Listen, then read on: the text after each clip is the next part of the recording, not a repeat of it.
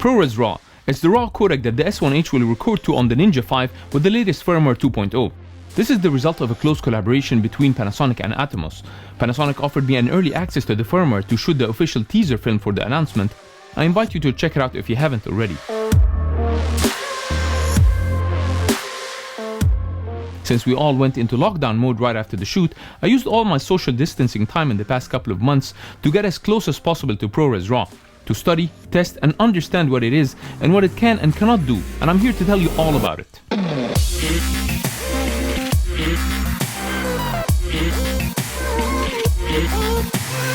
I realized there's so much to talk about and I couldn't compress everything in one episode. So this episode will be the first of 2 episodes to cover ProRes RAW.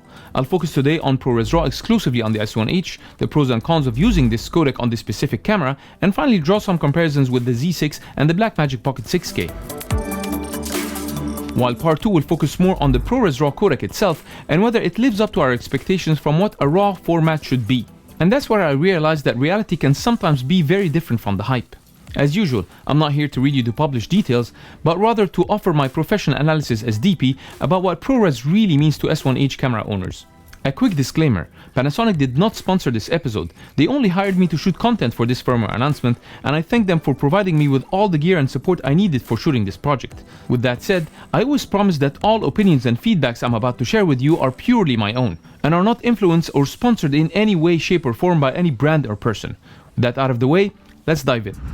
Let's start with all the facts. This firmware is offering some extra features and bug fixes, but in this episode I'll be focusing exclusively on the RAW feature. I'll leave a link below to the firmware announcement page where you can find more details about those extra features. So let's first explore the requirements. First, of course, is the camera with the latest firmware 2.0. The Ninja 5 updated with the latest firmware.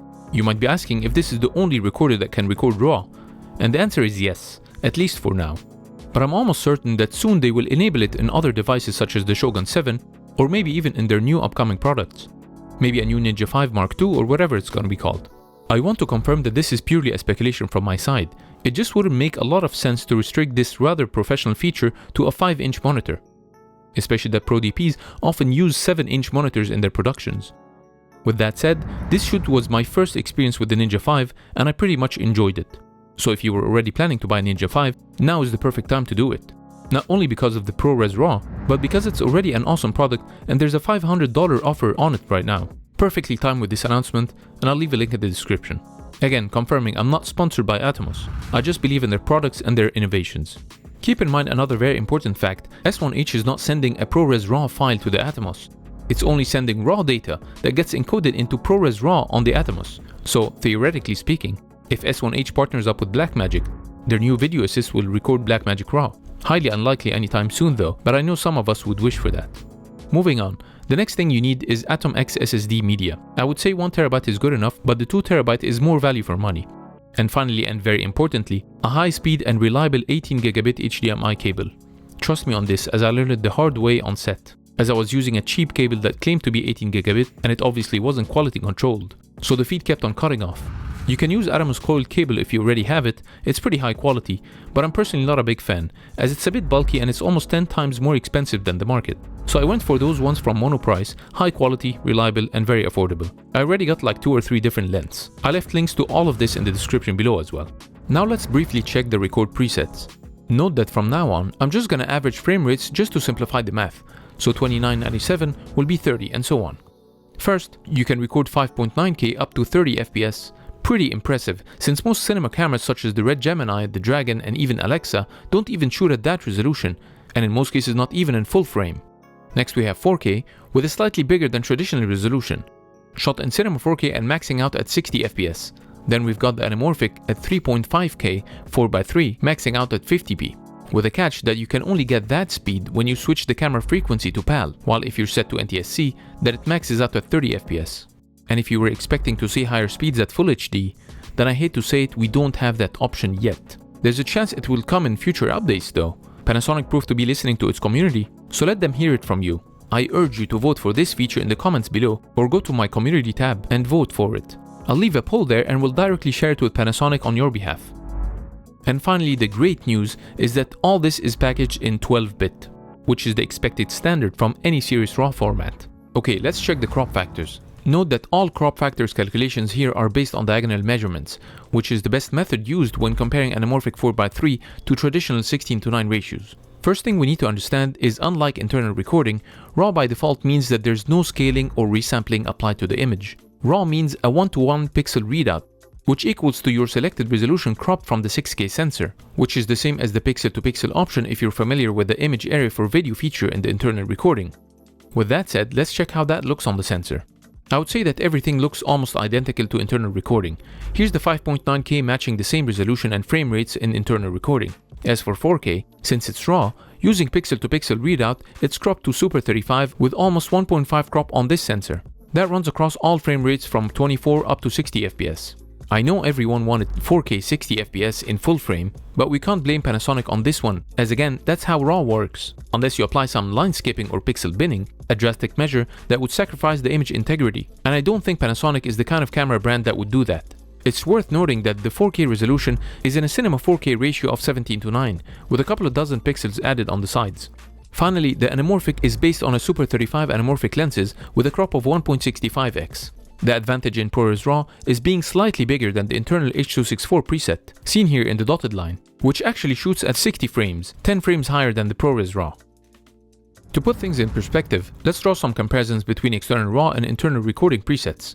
In full frame, both cameras have the same exact resolution of 5.9K that maxes out at 30 FPS, yet the compression quality in ProRes RAW codec is way better than H.265 long GOP, so external RAW wins here. In Super 35 mode, both shoot at a maximum of Cinema 4K 60 FPS, yet the RAW has a slightly higher pixel count than internal recording H.264, so external wins again. Same thing is happening with anamorphic. External has slightly higher resolution and slightly wider field of view than internal, yet internal recording can shoot up to 60 FPS, unlike RAW when it's only 50 FPS in PAL only. When it comes to high frame rates, internal wins with 180 FPS in Full HD, simply because external RAW doesn't offer any high frame rate options. Again, let's vote for it. As for the highest quality codec the camera can record, internal has H.264 All-I 4:2 chroma subsampling with a bitrate of 10-bit.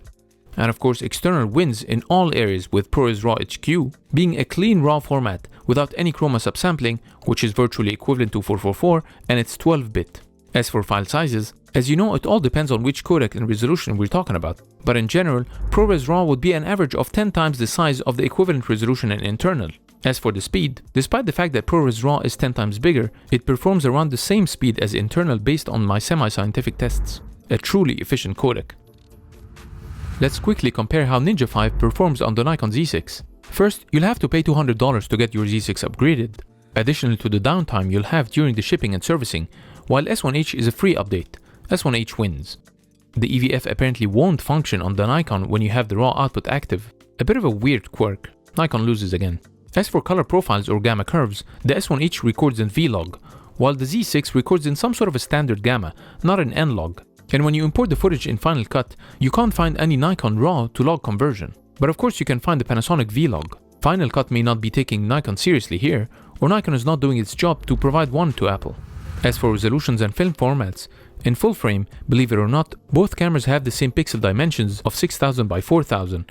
Yet the S1H records at 5.9K compared to only 4K in the Z6. Since we already established that RAW does not resize or resample the image, the reason behind the drop in resolution in the Nikon is that it applies some sort of a pixel skipping or binning, which, as mentioned earlier, is a major issue as it mainly creates weird artifacts and moire. That's why the majority, if not all, of professional video cameras avoid it. In Super 35 mode, S1H wins again with 60 FPS over 30 FPS in the Z6. And finally, the Z6 doesn't have any anamorphic mode compared to the S1H. So far, I haven't really seen any identifiable advantage in the Z6 over the S1H. Please let me know if you know any in the comments below. So yeah, S1H destroyed the Z6 in this battle. Now let's bring the most famous contender, the Blackmagic 6K. First, let's check media options. The S1H only records RAW externally, and you need the Ninja 5 plus the Atom X SSD for it, while the Blackmagic can record internally with a fast enough SD card. That one goes to Blackmagic. When it comes to codecs, hands down I would say that Blackmagic RAW wins over ProRes RAW. There's so many reasons for it, which I'll explore in details in the next episode labeled Part 2. Now when it comes to full frame recording, S1H is a clear winner with a 5.9K resolution in 30 frames. Blackmagic has a Super 35 sensor, so no full frame obviously, But that's where it shines, with 6K resolution versus 4K in the S1H, and loses again with 50 FPS versus 60 FPS in S1H. As for high frame rates, Blackmagic has 120 frames in 2.8K versus nothing on the S1H. But the catch here is the ridiculous crop of 3.55x. Hypothetically speaking, if the S1H uses the same exact resolution from the Blackmagic, the crop factor would be a more reasonable 2.25x, so let's really hope Panasonic will bring high speed to the mix. As for anamorphic, Blackmagic wins on the resolution front with 3.7K versus 3.5K, and wins again with a higher frame rate of 60 FPS versus 50 FPS, but loses against the crop factor of 2.4 versus 1.65x. Just to put things in perspective, here's the S1H anamorphic crop, and here's the Blackmagic anamorphic crop in comparison. It's a much tighter 2.4x crop, but slightly higher resolution. I would personally choose less crop over higher resolution. As for the price, considering both with a 1TB SSD, Blackmagic is a clear winner again, with almost half the price. Also at the time of this video, Blackmagic is now for $2,000, so it's even cheaper than that. Of course, there's a lot more to both cameras than this comparison, but as we can already see, there's a huge tug of war happening between them despite Panasonic's continuous efforts to crush competition. Now let's summarize the pros and cons of this firmware. Again, I'm focused more on the RAW recording. Number 1, this is the first time to have 5.9K RAW in any full-frame mirrorless camera. Of course, the only future contender to beat that is the Canon R5, which claims to offer 8K RAW in 30 FPS. But this still lies in the realm of fiction. There's no release date and no full specs yet, something I'll eventually talk about when the time comes. Second, we have a Super 35 anamorphic option, something a pro anamorphic shooter will love about this camera. Third, we have a 12-bit image compared to 10-bit maximum internal recording, another feature pros will love about the camera. It made a huge difference while grading my teaser film, which I'll cover in more details in my next episode when I share my post-production process. Finally, having a consistent quality across all those formats surely helps in post, especially when grading, since internal recording settings has a lot of options from bit depth between 8 to 10 bit, also compression between all-I and long-up, H.264 and H.265, all of which will keep on changing based on the presets you choose, which will give inconsistent results, making it harder to grade when you mix all those different compressions and settings on the same timeline, a typical case if you shoot both normal and high speed in the same project. As for the cons, first, anamorphic high speed of 50 FPS only works under PAL system, so for North American filmmakers, it won't be a simple click to choose that preset, but rather change the frequency of the camera and restart it. Not just that, you will suffer from flickering lights if shooting night outdoors, for example. All street and shop lights will flicker. There's a fix for it, of course, with synchro scan option, but again, all this fiddling with the camera eats up from your shoot time. Also, we don't have any high-speed option of 120 FPS. Another major drawback is not having any output signal from the Ninja. To me, shooting RAW will mainly happen on commercial sets with clients, who will need to get a feed from my camera. You can't even add a transmitter in between the camera and the recorder. I urge Atomos to look seriously into this. Also, the feature of punch to focus is gone when recording RAW. It's that feature when you rotate the focus ring and the image is magnified to help you adjust your focus.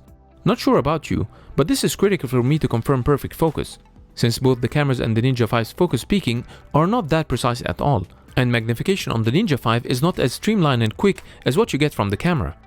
I wish Atomos would have a double tap or pinch to magnify like in our phones, or maybe a physical shortcut button. And finally, the extra price. Despite the fact the firmware is for free, you still have to buy the recorder, the SSD, the cable, and you'll probably need to rig the camera with all that extra weight, which would cost you $1,000 plus to get to a basic setup. But to be fair, this is a reasonable price to pay considering that this would be targeting a filmmaker who's planning to step into a more professional setup, where a monitor is almost a must in professional shoots, whether it offers RAW or not. And honestly, if filmmaking is what you do for a living, then this setup will pay for itself after a shoot or two. That's the decision I personally made and I know I won't regret it. So here's my conclusion. S1H internal 422 10-bit codec, along with the Vlog, has performed brilliantly based on my in-depth experience. I've been pushing it to its limits and it's been holding up pretty well. But at the end of the day, it's a compressed format, with many flavors from H.264, H.265, all-I and long-up, all adding up a lot of hard work on your processors in post, and eventually create some compression artifacts such as macro blocking if you really push it to its limits while grading.